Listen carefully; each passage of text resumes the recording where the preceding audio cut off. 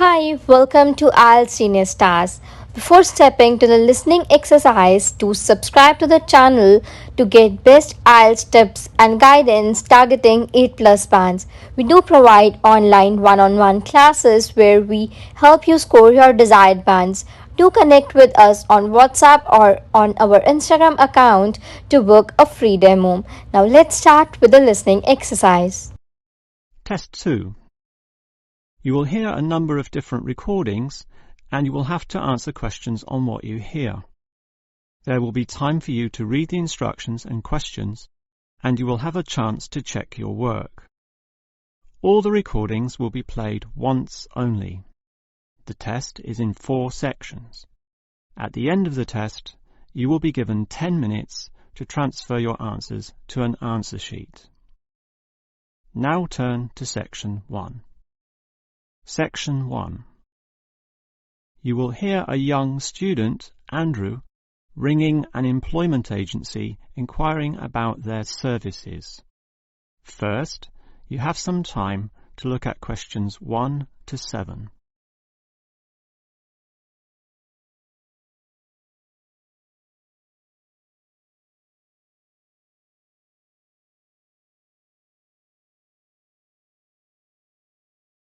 You will see that there is an example that has been done for you. On this occasion only, the conversation relating to this will be played first. Hello, is this the AAA employment agency? Yes. Hi, I rang before. My name's Andrew Peterson. I rang you earlier and gave you my personal details. The student's name is Andrew Peterson, so Peterson has been written in the space. Now we shall begin. You should answer the questions as you listen, because you will not hear the recording a second time. Now listen carefully and answer questions 1 to 7. Hello, is this the AAA employment agency? Yes. Hi, I rang before. My name's Andrew Peterson. I rang you earlier and gave you my personal details. If you remember, I'm that student looking for work during the summer holidays. Oh, sure. Actually, I have your file right here. But we still need to add some further information. Yeah, that's what they told me, and that's why I'm ringing. What do you need to know? Well, we have to know your main level of education. It's a degree, I suppose. Yes, but I'm still doing it in engineering. It's quite interesting. Some of my friends are studying computing, though, so I'm interested in that also. Well, I'll just write in your main degree subject, engineering. We usually have a demand in computing, though. Have you worked with computers before? No, I just do some programming for fun at the university, but I almost got a job as a computer designer once. Actually, the only job I've ever had was as a car salesman, believe it or not. Well, at least you've had experience dealing with customers. What about hobbies, though? Sometimes they can help develop useful skills. In my free time I don't do much, mostly study. I play chess occasionally at the university chess club. That's right next to the tennis courts, but I'm not interested in that. Chess helps develop analytical skills, so I'll put that down. Of course, it's your main skills that employers want to know about. What would you say they are? Well, I'm in my 3rd year now, studying electrical machines and generating systems, but I'd say electronics is my best skill, much better than, say, my machine skills, which aren't so good, actually. Okay, machine skills are in demand, but so too are electronic ones, so we might be able to find you a part-time job in that field. But what sort of money do you expect to get? Oh, anything, really. I'd want the standard payment, let's say. What's normal? 1,000 a month? 1,500? I'll just put $1,200, okay? That's fine by me. When can you start? Say, within 2 days? Easily. Actually, less. In fact, just give me a ring and I'll be able to start immediately, although I admit it'll take me a few days to get used to getting up early in the morning. Okay, that's just about it. Unless you'd like to add anything else which may help with your application? Not really. I ride a motorbike, but that's unimportant. I'm friendly, but every applicant claims that, right? I can speak another language. Ah, that might be useful, depending on the language. Is it Chinese? A Chinese speaker would go down well. Spanish, I'm afraid. You see, I grew up with some friends who came from South America. Okay, I'll write that down, but I don't think it will help that much, sorry to say. Before you hear the rest of the conversation, you have some time to look at questions 8 to 10.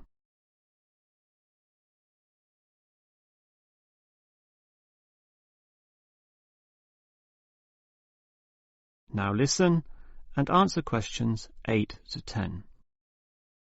Well, thanks for your help, and hopefully I'll get a job soon. But can I just ask one more question? Sure. What basically are employers looking for when they interview someone? Oh, many things. Being hardworking, diligent, and focused on your job is good. But surprisingly, it often means you can't see the bigger picture or provide suggestions which help the company move forward. That requires thinking for yourself, outside the box, as they say, and being free of the standard ways of approaching tasks. Employers certainly value that. I guess experience must help, though. It depends. If it involved a routine job, one which didn't exercise your mind, it might not mean that much at all. But since companies are basically composed of people, it is important to be able to get along with others. There's no point in hiring someone whom the other employees don't like, right? That just causes problems. In fact, I would say that being friendly and approachable ranks far more highly than your academic qualifications. Okay, and that's all assessed at the interview, right? Yes, and your qualifications, experience, and approach to the job, such as whether you can do different things, work overtime, or do long hours, is needed. But those latter qualities are pretty much standard. What may be more important is based on the fact that things inevitably go wrong. Mistakes are made, and someone's got to fix them in a way that creates the least disturbance. People with demonstrated abilities to do this are certainly regarded highly. I see. That's very interesting. That is the end of section 1. You now have half a minute to check your answers.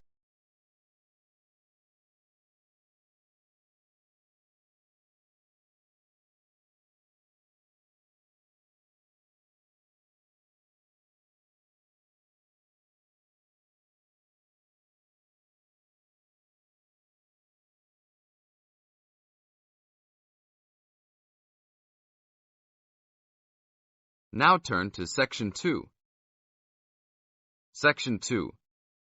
You are going to hear a talk given by an international student. First, you have some time to look at questions 11 to 16.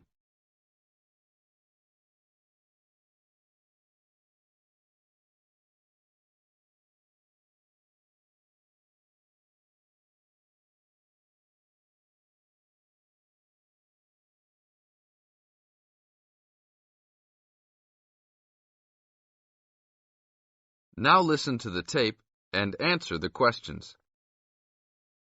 As an international student coming from Sierra Leone, it gives me great honor to give these opening remarks and welcome you all to Ashesi University, where excellence is the code. I believe I speak on behalf of my fellow colleagues when I say we feel that we are the most fortunate and privileged university students in Ghana. You may ask, what is the basis of such a conclusion?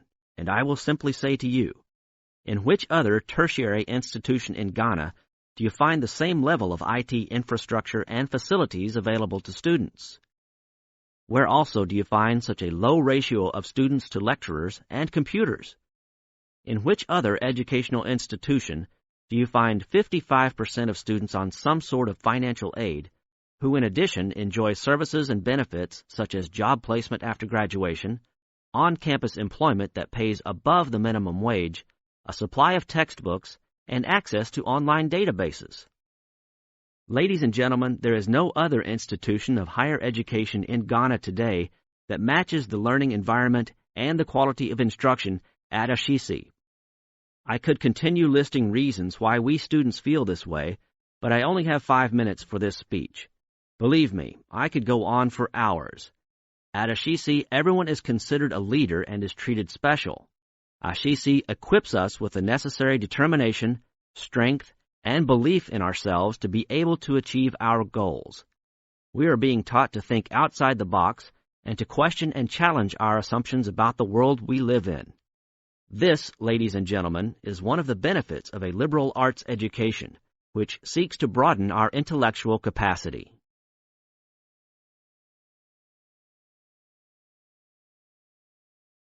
Now look at questions 17 to 20.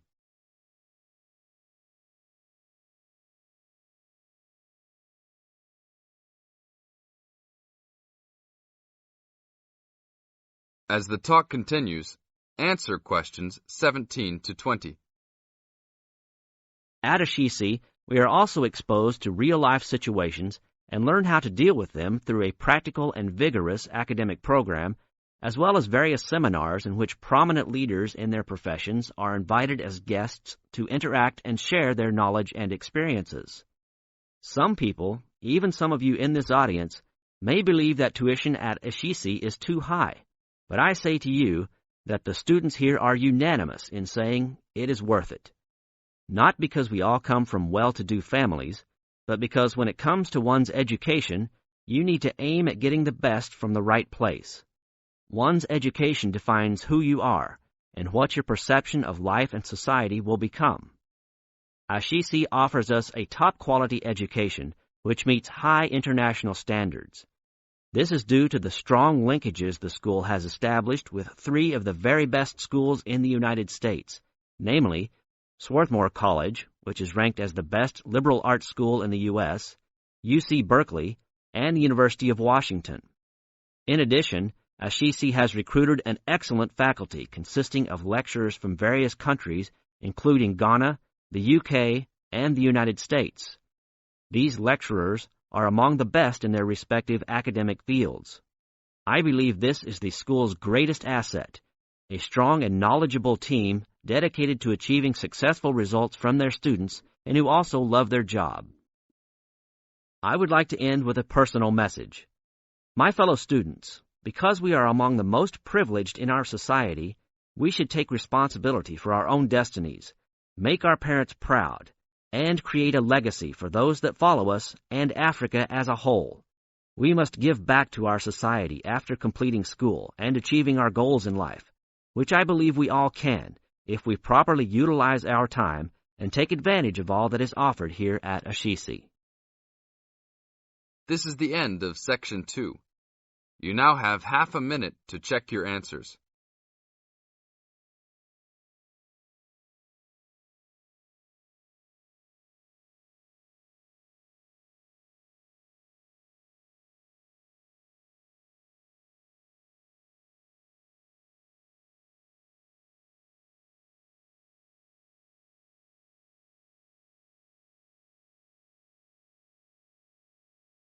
Now turn to Section 3.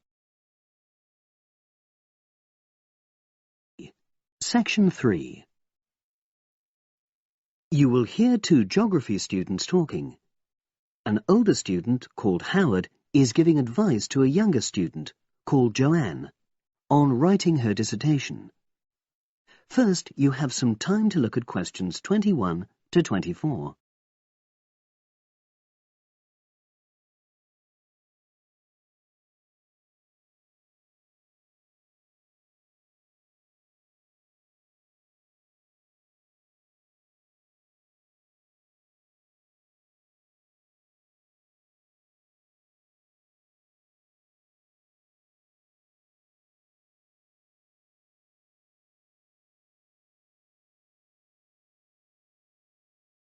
Now listen and answer questions 21 to 24. Hi, Howard. I haven't seen you for a while. Hi, Joanne. Yeah, they're keeping us really busy on the postgraduate programme. But how are you? You'll be starting your dissertation soon, won't you? Yeah, tutorials start next week. I've got Dr. Peterson. You'll remember it all from last year, of course. It's not something you forget easily. Oh. But seriously, although I didn't expect to enjoy writing my dissertation, and in fact I didn't really find it much fun, I wouldn't have missed the experience. I found it really improved my understanding of the whole degree programme, from the first year on. Right. So, what are you doing yours on? Glaciated landscapes. Although I haven't decided exactly what aspect yet. I did mine on climate systems, so I can't help you much, I'm afraid. But you'll be fine once you start your tutorials. Dr. Peterson will help you focus. I know, and he'll set me deadlines for the different stages, which is what I need. My concern is that I've got tons of material on the topic, and I won't be able to stick to the word limit, I remember I had different concerns when I was doing my dissertation. Last year. Yeah, before my first tutorial, I did a lot of fairly general reading because I hadn't fixed on my topic at that stage. I actually enjoyed that quite a lot and really improved my reading speed, so I was getting through a lot of material.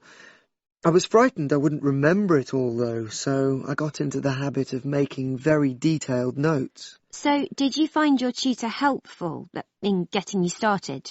Yeah, we certainly had some interesting discussions, but it's funny, I saw a brilliant programme about climate change, and it was that really fired me up. It was talking about some recent research which seemed to contradict some of the articles I'd been reading. Now you have some time to look at questions 25 to 30.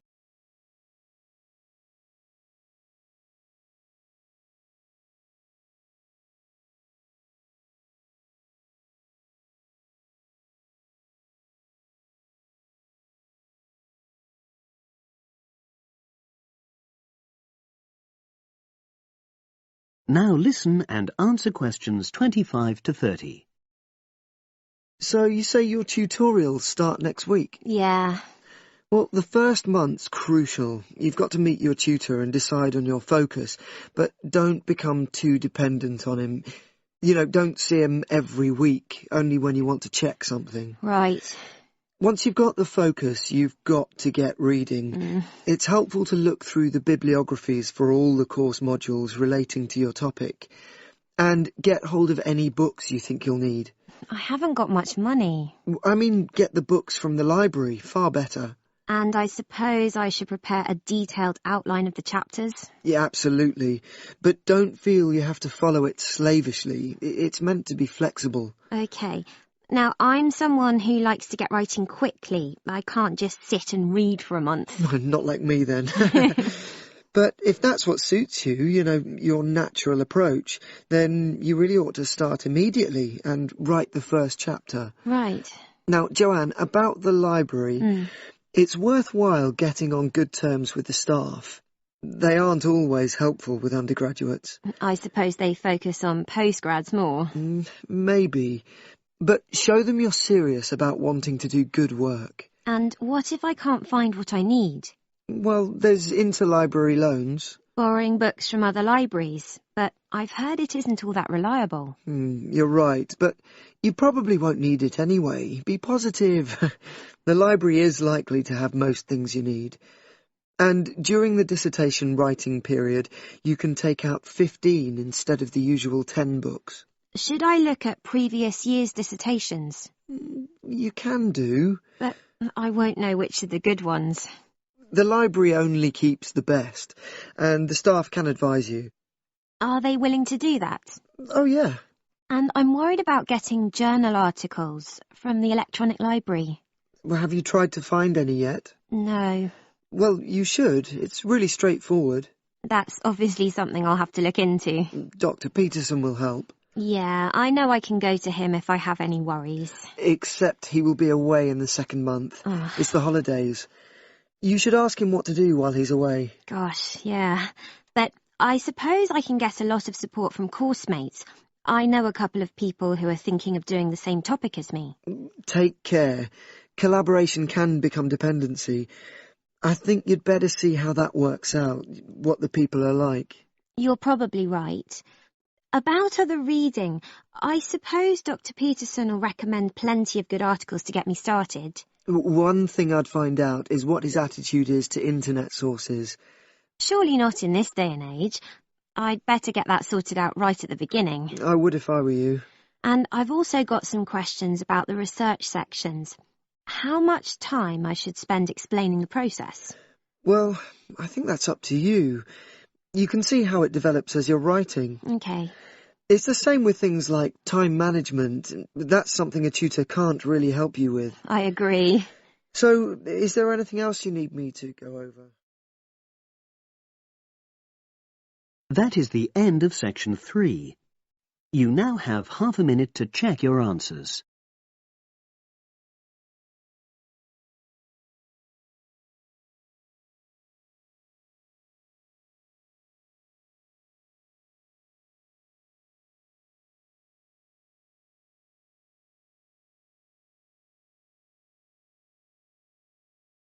Section 4. You're going to hear a short talk about the banks in Britain. As you listen, complete the statements by writing no more than 3 words in the spaces provided. Now you have some time to read questions 31 to 40 first.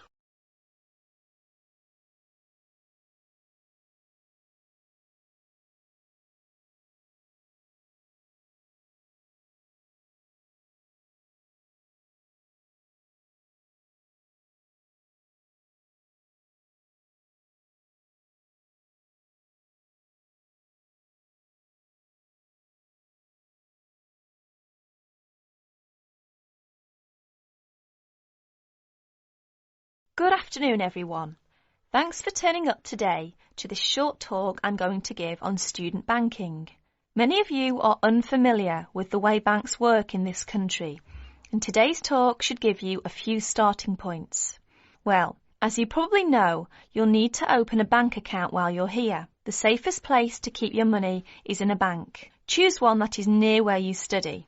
All the major banks in Britain offer special facilities for students, and we'll be only too happy to explain how to open an account. The most useful type of account is a current account. You can pay in money received in any form and then draw it out when you need it by using your checkbook. Writing out checks in their name can make payments to other people. If you want to draw out cash for yourself, make the check payable in your own name or to cash.